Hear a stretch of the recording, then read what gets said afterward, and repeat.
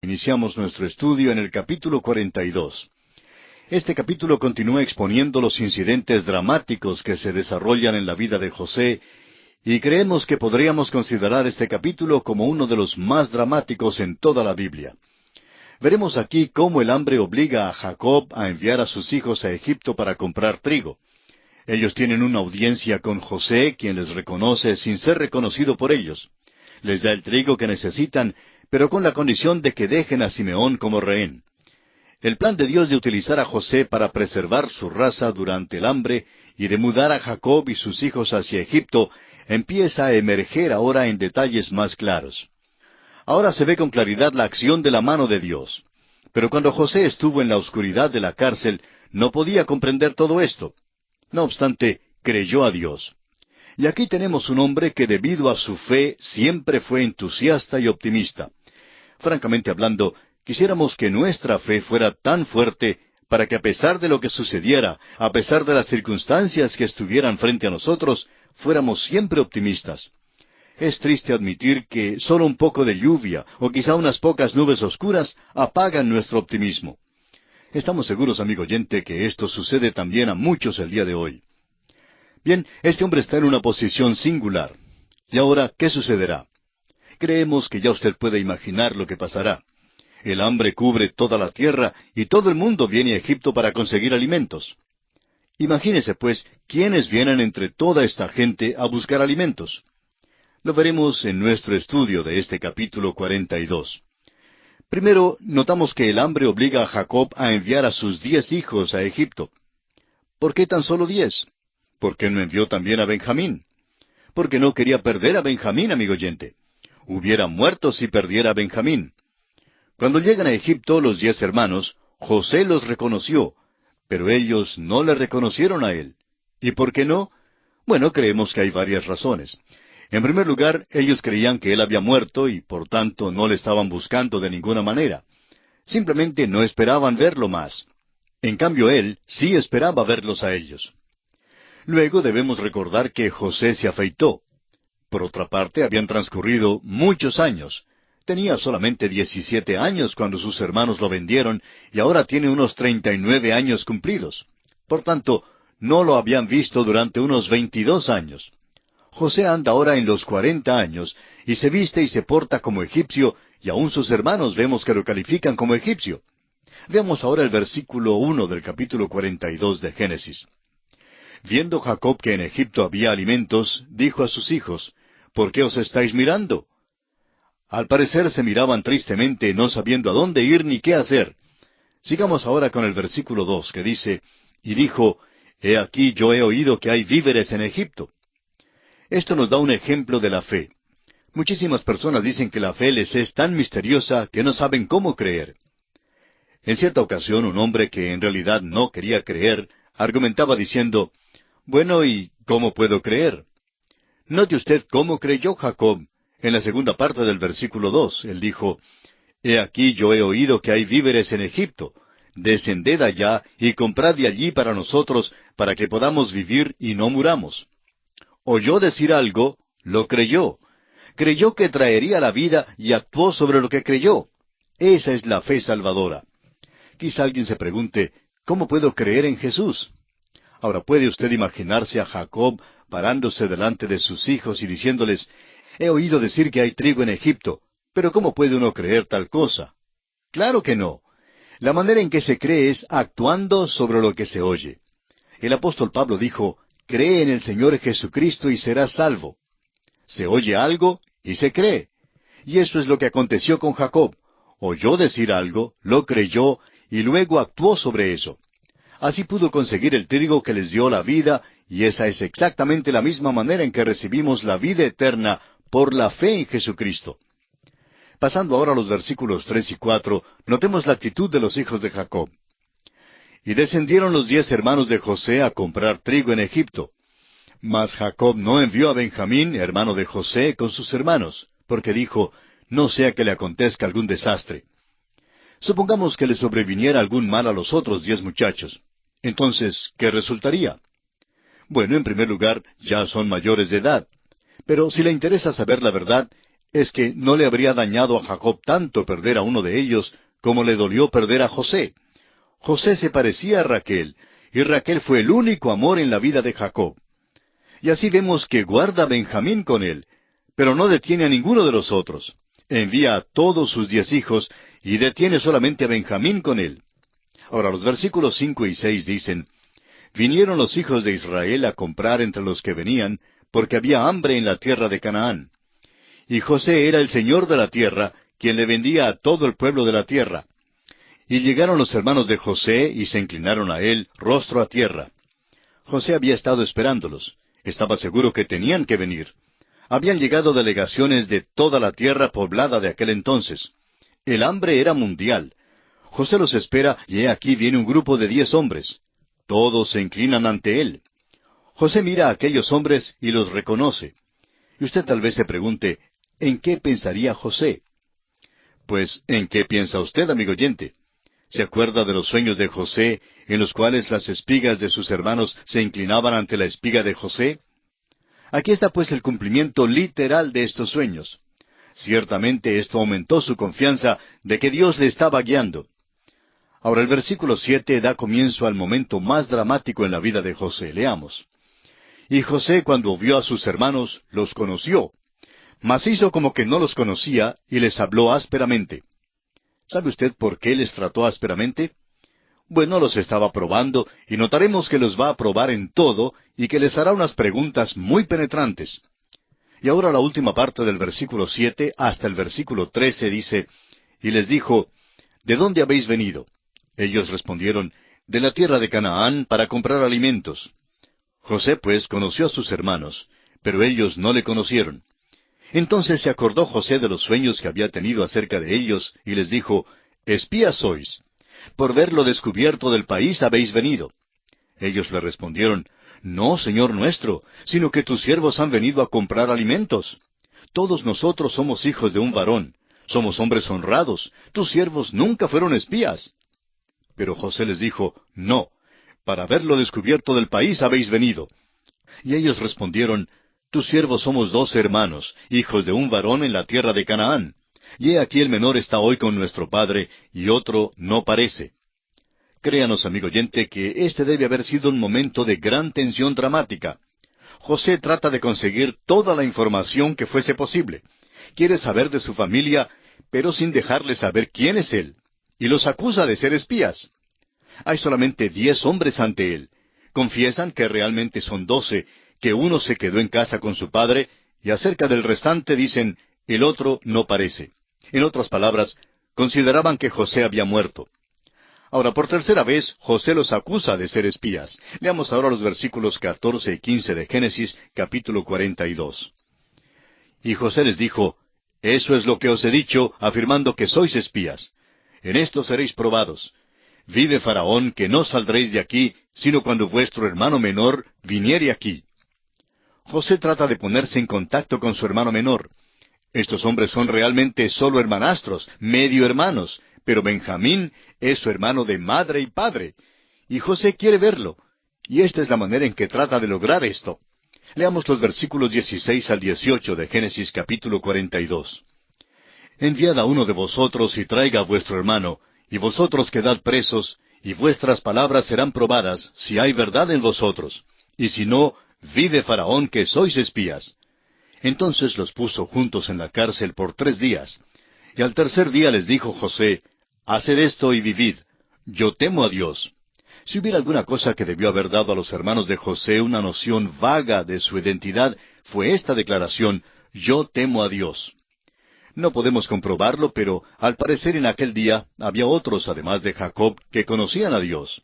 Sabían que el camino a Dios era por medio del sacrificio. Así es que esta declaración probablemente no despertó tanto el interés de estos hermanos. Quizá despertara ciertas sospechas en cuanto a este hombre.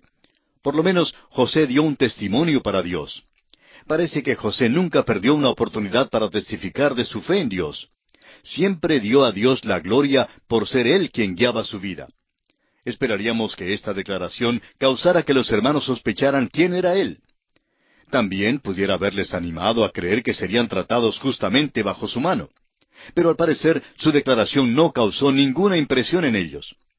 Ahora les dice en los versículos 19 y 20, si sois hombres honrados, quede preso en la casa de vuestra cárcel uno de vuestros hermanos, y vosotros id y llevad el alimento para el hambre de vuestra casa. Pero traeréis a vuestro hermano menor, y serán verificadas vuestras palabras, y no moriréis. Y ellos lo hicieron así. No nos olvidemos que los hermanos de José ya eran hombres. Algunos contaban ya con más de 50 años. Ahora ellos se encuentran en un apuro verdadero. Son tratados duramente por un hombre que teme a Dios, pero tienen miedo porque no saben lo que hará con ellos. José usa el pretexto de estarlos probando para ver si son hombres honrados o no, y les advierte que no pueden volver sin su hermano menor. Claro que lo que él quiere es que su hermano menor venga en el próximo viaje, así es que tienen que dejar a uno de los hermanos como rehén allá en Egipto. Leamos ahora el versículo 21. Y decían el uno al otro, verdaderamente hemos pecado contra nuestro hermano, pues vimos la angustia de su alma cuando nos rogaba y no le escuchamos. Por eso ha venido sobre nosotros esta angustia. Lo que ocurre aquí es muy interesante. Ellos hablan hebreo y José les puede entender. José ha estado hablando con ellos a través de un intérprete. No tenía necesidad de hablarles así, pero lo hizo porque así podía mantener las apariencias de que era egipcio. Sin darse cuenta que José les escuchaba y entendía, hacen una verdadera confesión de su culpa. Sienten que lo que sucede es la venganza de Dios sobre ellos por su manera de tratar a José. Leamos ahora los versículos 22 al 24 de Génesis capítulo 42. Entonces Rubén les respondió diciendo, ¿no os hablé yo y dije, no pequéis contra el joven y no escuchasteis? He aquí también se nos demanda su sangre. Pero ellos no sabían que los entendía José, porque había intérprete entre ellos. Y se apartó José de ellos y lloró. Después volvió a ellos y les habló, y tomó de entre ellos a Simeón y lo aprisionó a vista de ellos. Ahora lo que ocurre aquí es que José los escuchó y oyó decir que ahora estaban arrepentidos. Se dio cuenta que lo estaban de corazón, pues dicen que esta angustia les llegó por causa de la maldad que habían hecho contra José.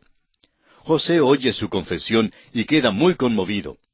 ¿Cómo le hubiera gustado acercarse para abrazarlos a cada uno y darles la bienvenida llamándolos hermanos?